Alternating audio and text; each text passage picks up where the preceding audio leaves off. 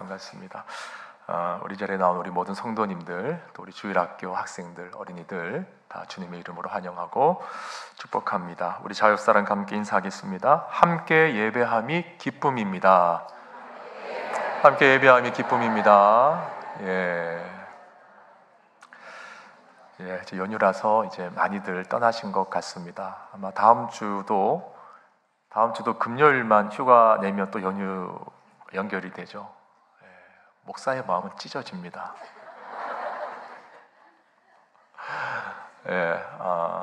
그래요. 여러분 어느 곳에 있든지 간에 그 자리에서 또 하나님을 예배할 수 있는 우리 모든 성도님들 되시길 바라고, 말 나온 김에 또 이럴 때 한번 말씀을 드려야 될 것 같아요. 제가 보통 설교할 때 다른 사족은 난다는데, 여러분 온라인 예배를 지양하시길 바랍니다. 저희가 온라인 예배를 온라인 송출을 하는 이유는 정말 부득이하게 어쩔 수 없이 교회에 올 수 없는 그런 분들을 위해서 저희들이 열어두는 것이지, 여러분들의 일상에 하나님 앞에서의 일탈을 마음껏 할 수 있도록 하기 위해서 온라인을 송출하는 것이 아닙니다. 그래서 이런 날 한번 제가 한번 여러분 앞에 말씀을 드려봅니다. 자, 제가 웃고 있지만 웃는 게 아닙니다. 자, 오늘은 오랜만에 10월 달력에 있는 말씀을 함께 나누고자 합니다. 우리가 여름 사역에 들어가면서 이 말과 관련된 설교, 입술과 관련된 설교를 잠시 멈추었었는데요. 이제 추석을 맞이해서 우리가 이제 7월부터 다루지 못했던 달력의 말씀들을 오늘 이 시간에 한번 간단하게 다 한번 짚어보고자 합니다. 밀린 숙제를 하는 느낌은 아니고요. 이제 마침 명절이 되었기 때문에 명절이 되면 꼭 말로 상처를 주고받는 경우들이 있더라고요. 오랜만에 만난 반가운 가족들인데 정치 이야기하다가 얼굴 붉히고, 또 결혼 이야기하다가 너 언제까지 그렇게 살래? 이런 얘기. 취업 이야기하다가 스트레스 받고, 또 살이 쪘네, 피부가 왜 이렇게 처졌니, 예전에는 참 예뻤었는데 관리 좀 받아야겠다, 이런 식으로 전혀 필터가 없는 말들, 이런 말들로 이제 상대의 마음을 콕콕 찌르는 경우들이 있죠. 우리가 각자 상황은 다 다르지만 적어도 앞에 나와 있는 것처럼 우리 예쁜 교회를 섬기는 우리 성도님들은 이번 명절에 그 입술에 파수꾼을 세우는 그런 덕스러운 명절이 되기를 바랍니다.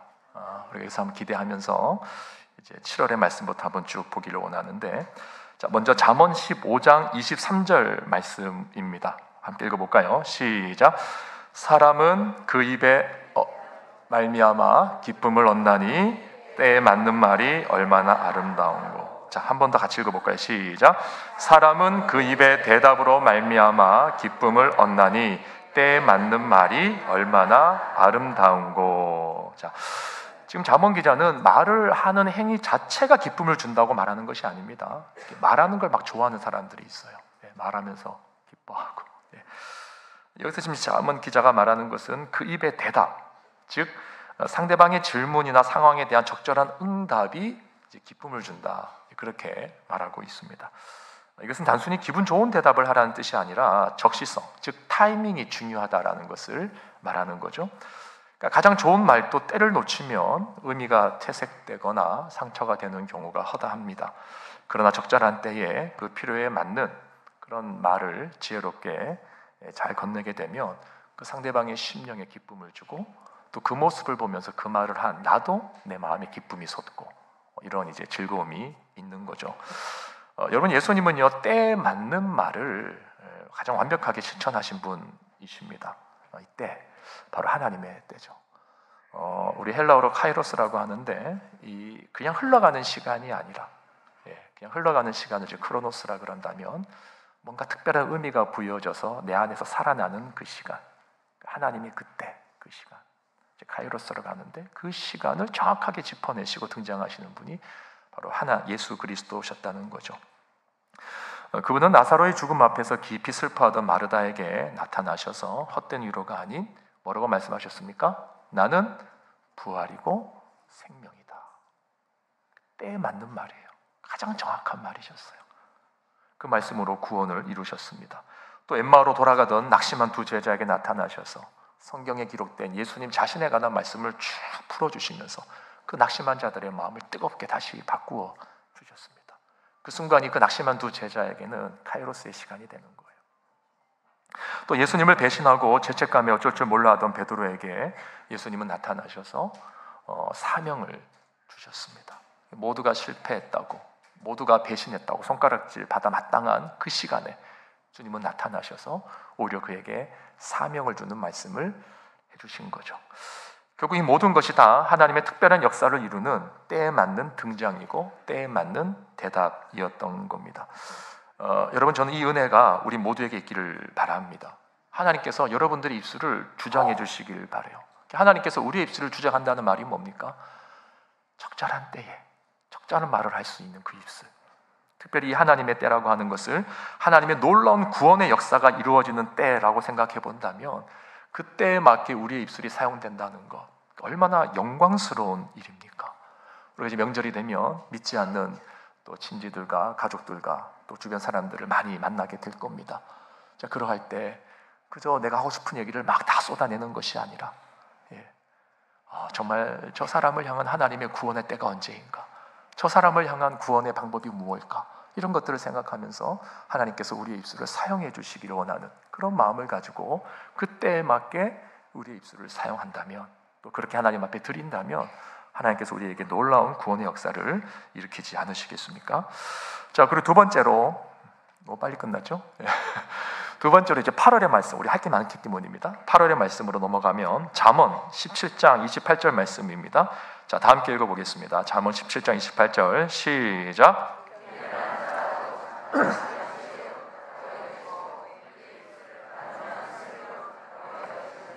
아멘. 자, 참 찔림을 많이 주는 말씀인 것 같아요. 미련한 자라도 잠잠하면 지혜로운 자로 여겨지고 그의 입술을 닫으면 슬기로운 자로 여겨지느니라. 이 구절은 침묵이 미련함을 감추고 오히려 지혜를 드러내는 역설적인 능력을 가지고 있음을 선언하는 표현입니다. 잠언에서 미련한 자의 특징은 일단 한결같이 말이 많다라고 합니다. 잠언 10장 19절 말씀 읽어볼까요? 시작. 말이 많으면 허물을 면하기 어려우나 그 입술을 제어하는 자는 지혜가 있느니라. 아멘이시죠? 물론 말을 많이 한다고 해서 다 미련하다고 우리가 볼 것은 아닙니다. 어쨌거나 말이 많으면 그 말이 나중에 자신의 발목을 잡을 때가 많다는 거죠. 그래서 후회하는 경우가 많고, 결국 그것이 우리 자신의 무지함과 경솔함을 훤하게 드러내는 열린 문으로 작용할 때가 많다는 것입니다. 그래서 우리가 항상 입을 닫고 살 수는 없지만 그래도 이왕이면 듣는 습관을 기르는 것이 정말 지혜로운 모습이다라는 겁니다. 특별히 여기서 한 걸음 더 나아가서 우리가 억울하고 온통한 일을 당할 때 입술을 닫고 있는 것, 그 참 힘든 거죠. 너무 억울하고 힘든데 침묵해야 된다는 것, 그거 정말 힘든 일이고 우리 모두가 고통스럽게 여기는 부분일 겁니다. 그러나 우리는 예수님의 침묵을 보면서 큰 도전을 받는 거죠. 예수님은 빌라도와 헤로드 앞에서 고소당하셨을 때 모든 것을 뒤엎고 반박할 수 있는 논리를 갖고 계신 분이셨지만, 증명할 수 있는 분이셨지만 아무 말씀하지 않으셨습니다. 자, 우리 마가복음 15장 3절에서 5절 말씀 같이 한번 읽어봅니다. 시작. 대제사장들이 여러 가지로 고발하는지라 빌라도가 또 물어 이르되 아무 대답도 없느냐. 그들이 얼마나 많은 것으로 너를 고발하는가 보라 하되 예수께서 다시 빌라도가 놀랍게 여기더라. 예수님 아무 말씀하지 않으셨어요. 자, 또 누가복음 또 봅니다. 누가복음 23장 8절 9절 시작. 헤롯이 예수를 보고 매우 기뻐하니 이는 그의 소문을 들었으므로 보고자 한지 오래였고 또한 무엇이나 이적 행하심을 볼까 바랐던 연고로라. 여러 말로 물으나 아무 말도 대답하지 아니하시니. 그러니까 헤롯 앞에서나 빌라도 앞에서나 주님은 동일하게 침묵하셨어요. 침묵. 자, 왜 그랬을까? 이사야서 53장 7절 말씀을 같이 읽어봅니다. 시작. 그가 곤욕을 당하여 괴로울 때도 그의 입을 열지 아니하였으며 마치 도수장으로 끌려가는 어린 양과 털 깎는 자 앞에서 잠잠한 양같이 그의 입을 열지 아니하였도다. 그러니까 구약에 예언된 메시아, 하나님께서 약속하신 그 메시아의 예언을 이루시기 위해서 다시 말해서 하나님의 때에 하나님의 방법이 이루어지는 것을 너무나 간절히 원하셨기 때문에 예수 그리스도께서는 침묵하셨던 겁니다.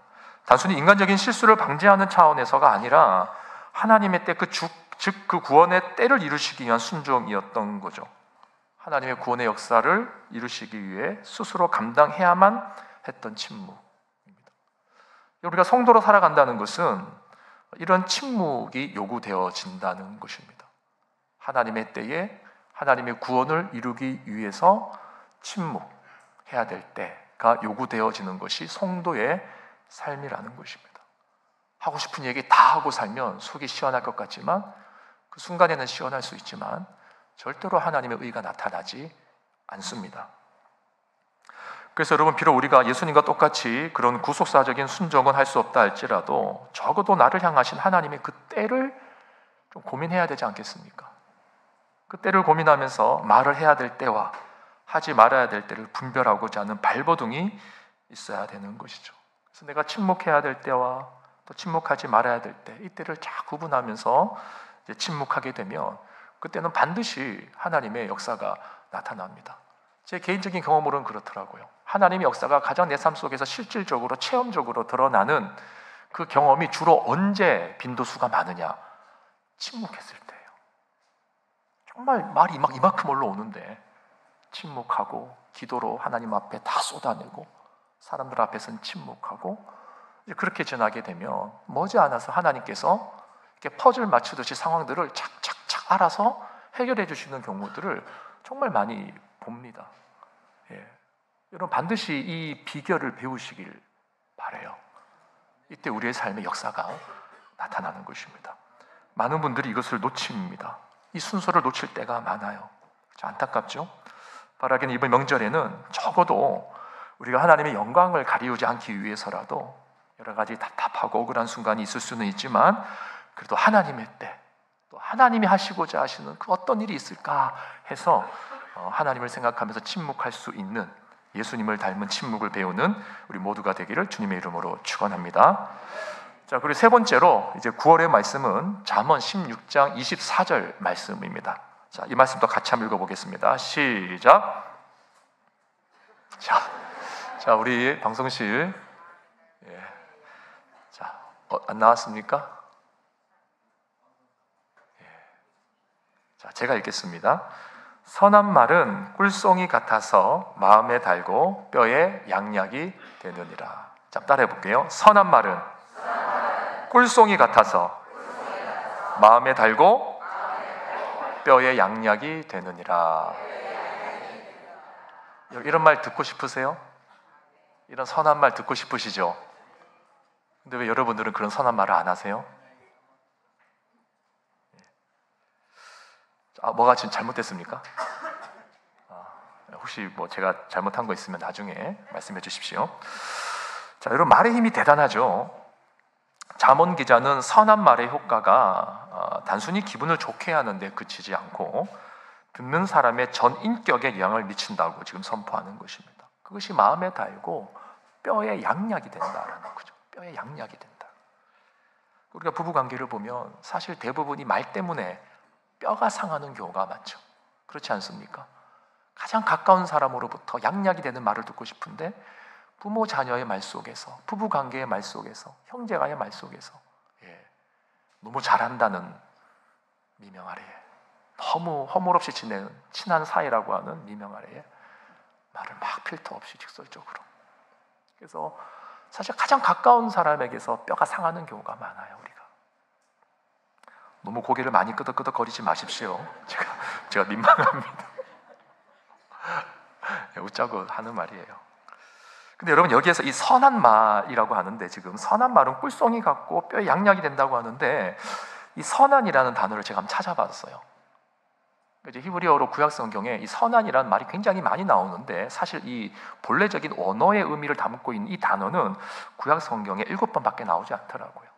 근데 그 7번 중에서 4번이 무엇과 연관돼서 사용되냐면 다 하나님과 관련돼서 사용이 됩니다. 이런 겁니다.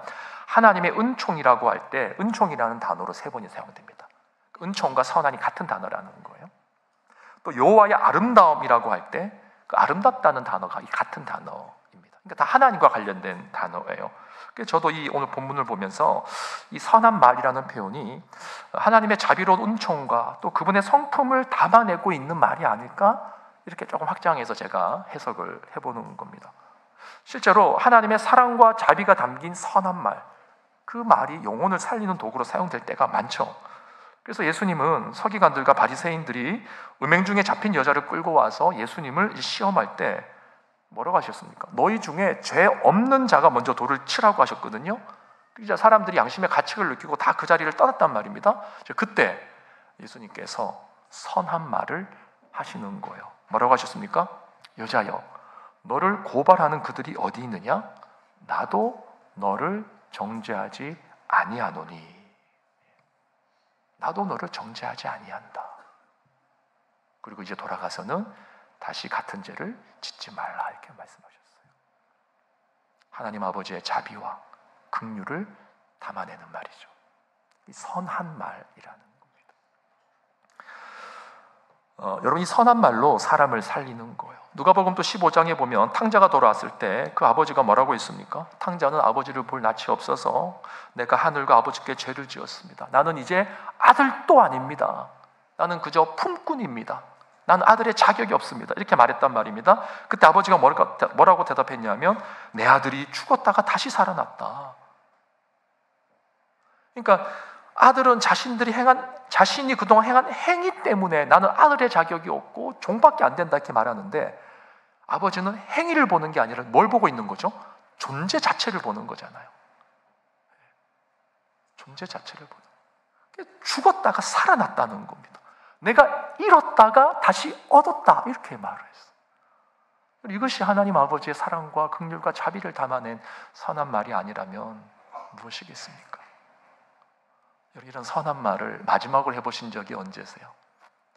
우리가 자녀들이 이제 한 초등학교 한 저학년 때까지는 막 예쁘고 귀엽고 하잖아요. 그럴 때는 이런 선한 말들을 잘합니다. 이 아이의 존재 자체를 인정해주는 막.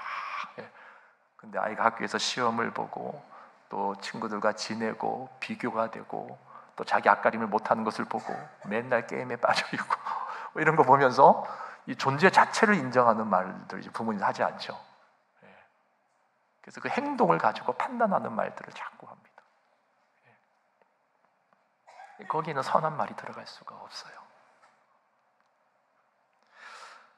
선한 말은 꿀송이 같아서 마음에 달고 뼈에 양약이 되느니라. 이런 선한 말이 사람을 살리는 겁니다. 일정 바꿔놓고서 담임 목사가 성도님들 중에서 봉사를 많이 하는 성도들은 막 굉장히 이뻐해주고, 전혀 교회 와서 봉사하지 않고 주일만 예배만 탁탁 드리고 하는 사람들에 대해서 막 이렇게 외면한다. 이런 기분 어떠시겠어요? 말이 안 되는 거죠.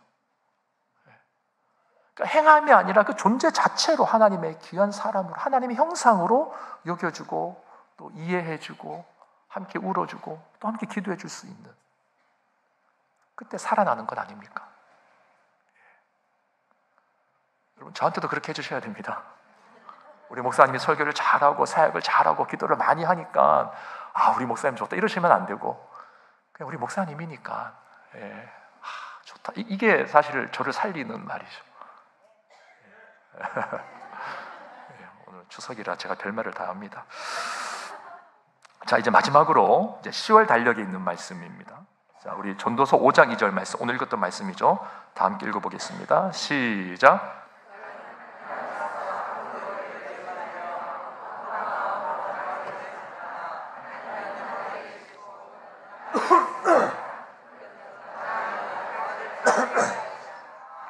아멘.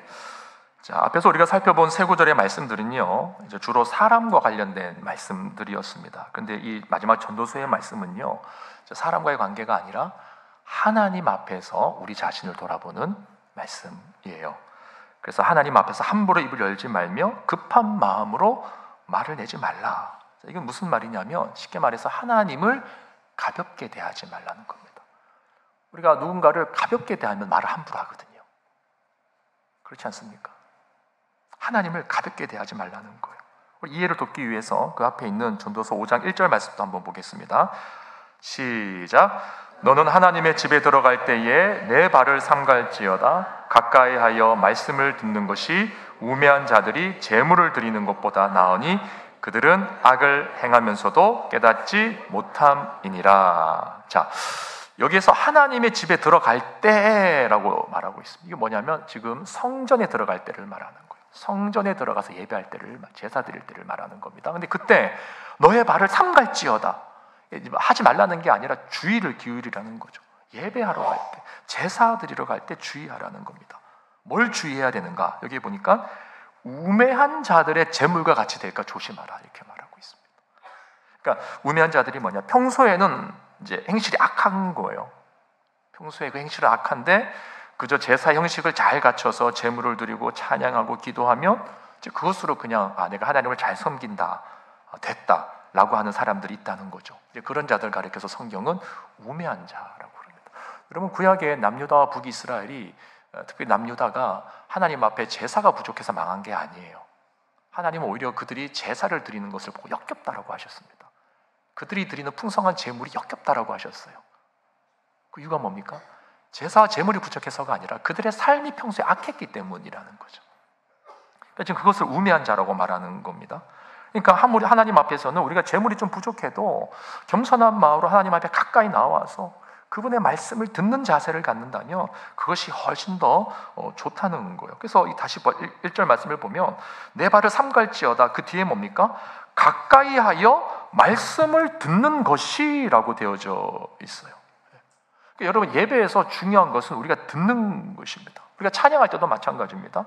목사님 찬양할 때 우리가 막 찬양해야 되잖아요. 이게 듣는 게 아니라 이건 찬양하는 거 아닙니까? 우리가 말로 내뱉어야 되는 거 아닙니까? 라고 말씀하는 분이 계실지는 모르겠지만 여러분 잘 생각해 보십시오. 우리의 고백을 하나님께 진심으로 올려드린다고 하지만 사실 우리의 진심보다도 더 중요한 것은 바로 하나님의 뜻이죠. 그러니까 진심보다 중요한 것은 진리라는 것입니다. 제가 지난번에 사역하던 교회 목사님이 이 부분을 굉장히 많이 강조하셨어요. 진심이 사고 칠 때가 많다는 거예요. 내가 교회를 향한 진심이었는데, 내가 이 사역, 내가 교회에서 맡겨진 이 봉사에 대한 내 진심이었는데, 근데 그 진심이 있는 분들이 대부분 이제 시험에 들거나 사고를 치는 경우가, 사고라는 좀 너무 강한 표현이고요. 죄송합니다. 취소하겠습니다. 좀 이렇게 충돌을 일으키거나 어려움을 만들 때가 많아요. 그래서 이제 그 목사님께서 하신 얘기가 항상 진심보다 중요한 게 진리다 그랬어요. 진리. 진심보다 중요한 게 진리. 그러니까 하나님의 뜻이라는 거죠. 나를 향한 하나님의 뜻, 공동체를 향한 하나님의 뜻, 이걸 넓게 볼 수 있는, 거시적으로 볼 수 있는 이 안목이 필요하다는 거죠.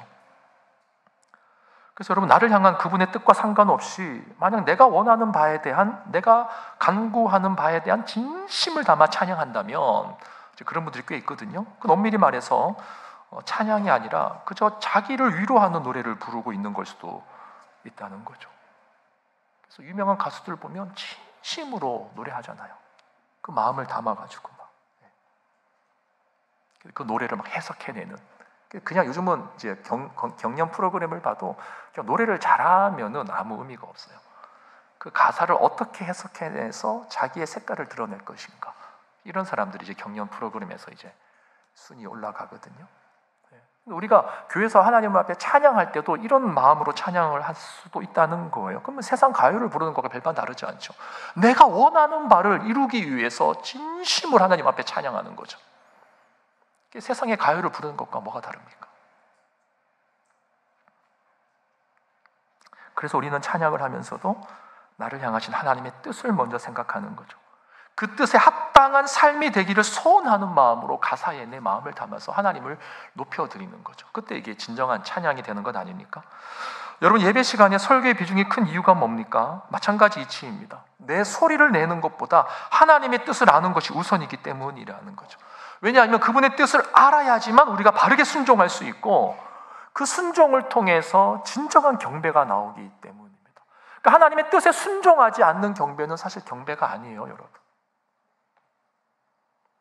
특별히 오늘 본문에서 하나님 앞에서 급한 마음으로 말을 내지 말라라고 하는데 이것은 앞서 말씀드린 것처럼 하나님을 가볍게 대하지 말라라는 의미와 더불어서 본래는 성급한 맹세하지 마라, 성급한 서원을 하지 말라라는 뜻입니다.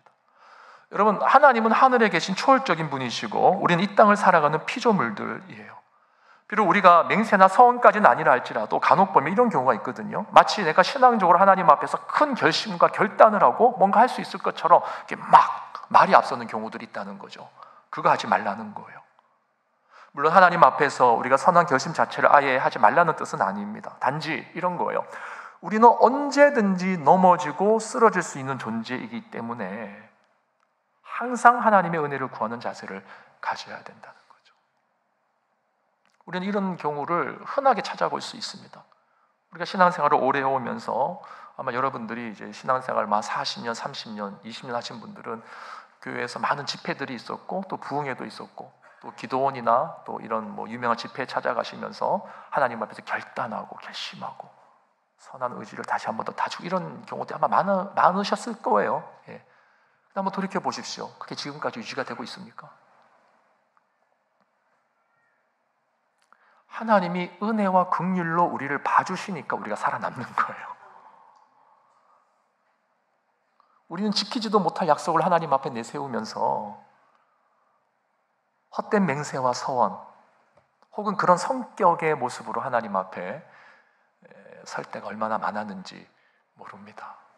그래서 하나님이 그거 하지 말라고 하시는 거예요. 자, 그렇게 하지 마라. 그래서 예수님이 나중에 이제 신약에 보면 너희들이 맹세할 때 하늘로도 맹세하지 말고 땅으로도 맹세하지 말라고 하잖아요. 왜냐, 그 말이 왜 나왔냐면 그 당시 이제 사람들이 하나님의 이름이 너무 거룩하니까 차마 하나님의 이름으로는 맹세할 수 없는 거예요. 약간 좀 불경스러워 보이는 거죠. 그러니까 하나님의 이름을 담지 못하니까 살짝 비껴가지고 하늘로 맹세하고 땅으로 맹세한 거예요. 거기에 대해서 예수님이 뭐라고 말씀하셨습니까? 야, 하늘은 하나님의 보좌가 있는 곳이다. 땅은 하나님의 발등상이 있는 곳이다. 어떤 것으로든 맹세하지 말라고 하셨어요. 그냥 맞으면 맞다, 아니면 아니다, 그렇게 말하라고 하셨어요. 이게 지금 제가 맹세에 대한 이야기를 하는 게 아니라 그만큼 하나님을 우리가 가볍게 대해서는 안 된다는 것입니다. 함부로 대해서는 안 된다라는 거죠. 그런 말을 하라는 거예요.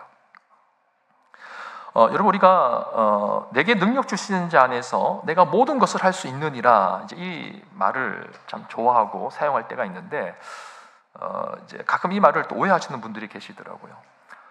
바울은 내게 능력 주시는 자 안에서 내가 모든 것을 할 수 있다라고 한 다음에 그 바로 다음 구절에 뭐라고 적었냐면 그러나 너희가 내 괴로움에 함께 참여하였으니, 내 괴로움에 함께 참여하였으니 잘하였도다. 바울이 지금 감옥에 있거든요. 무슨 말이냐면 우리가 주님을 따르다 보면 육신적으로나 심적으로 괴로운 상황에 처하게 될 때가 있는데 나 바울이 내게 능력 주시는 자 안에서 이 모든 것을 감당한 것처럼 너희들도 이 괴로움에 함께 참여하고 있구나. 잘했다. 대견하다. 지금 그 이야기를 하는 거거든요. 근데 우리는 주를 위한 괴로운 일에 동참하고 싶어하는 마음은 없는데 그저 내가 원하는 소원을 이루기 위한 힘과 능력을 구하는 차원에서 내게 능력 주시는 자 안에서 내가 모든 것을 할 수 있습니다 라고 선포할 때가 많다는 거예요. 그거 아니다라는 거죠. 그렇게 되면 마치 앞에서 말씀드린 것처럼 뭔가 내가 할 수 있는 것처럼, 뭔가 하나님 앞에서 내가 뭔가를 당당하게 해낼 수 있는 어떤 것처럼 그렇게 스스로의 모습을 하나님 앞에 속일 때가 있다는 겁니다. 그런 말 함부로 하지 말라는 거예요. 우리가 진정으로 하나님을 경외한다면 하나님의 뜻과 상관없이 그저 내가 원하는 바를 마치 하나님의 능력으로 이룰 수 있다는 식의 말을 함부로 할 수 없다는 겁니다. 감히 함부로 할 수 없는 거예요. 그래서 여러분, 예수님은요 공생의 기간 동안에 철저하게 하나님의 뜻을 따라 행동하신 거죠. 하나님의 능력을 통해서 자신의 뜻을 이루려고 하지 않았습니다. 한순간도, 단 한순간도.